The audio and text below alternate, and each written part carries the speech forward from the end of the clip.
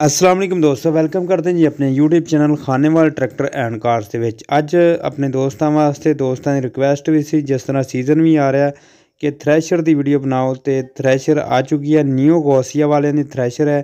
ਇਸ ਦੇ ਬਾਰੇ 'ਚ ਮੁਕੰਮਲ ਗੱਲਬਾਤ ਕਰਾਂਗੇ। ਮਾਲਕਾਂ ਦੀ ਡਿਮਾਂਡ ਤੇ ਮਾਲਕਾਂ ਦਾ ਰਾਬਤਾ ਨੰਬਰ, ਲੋਕੇਸ਼ਨ ਵਗੈਰਾ ਉਹ ਵੀ ਜ਼ਰੂਰ ਦੱਸਾਂਗੇ। ਅਗਰ ਤੁਸੀਂ ਵੀ ਕੋਈ ਵੀ ਚੀਜ਼ ਦੀ ਇਸੇ ਤਰ੍ਹਾਂ ਹੀ ਵੀਡੀਓ ਫਾਰ ਸੇਲ ਦੀ ਬਣਵਾਉਣਾ ਚਾਹੁੰਦੇ ਹੋ ਤੇ ਤੁਸੀਂ ਸਾਡੇ ਨਾਲ ਰਾਬਤਾ ਕਰ ਸਕਦੇ ਹੋ। ਸਾਡਾ ਜਿਹੜਾ ਰਾਬਤਾ ਨੰਬਰ ਹੈ, WhatsApp ਦਾ ਨੰਬਰ ਉਹ ਤੁਹਾਡੀ ਸਕਰੀਨ 'ਤੇ ਨੀਚੇ ਆ ਰਿਹਾ, ਉਸ ਨੰਬਰ 'ਤੇ ਤੁਸੀਂ ਸਾਡੇ ਨਾਲ ਰਾਬਤਾ ਕਰ ਸਕਦੇ ਹੋ।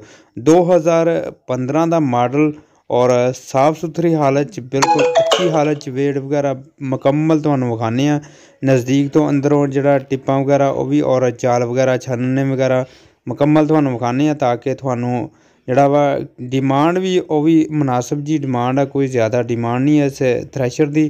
बैक तो देख लो और वेट वगैरह देख लो, बिल्कुल जैनवन जी है और जैनवन कलर चीज़ जिहड़ी है खड़ी है, देख सकते हो। न्यू गौसिया वालियां दी, मखतूमपुर वालियां दी और नीचे तो छानने वगैरह भी देख लो साफ़ सुथरे ने और फ्रंट तो भी तुसी दोस्त वेख सकते हो। फ्रंट वाला जिहड़ा गाटा वगैरह और वेट वगैरह जिहड़ा वो तुसी वेख लो।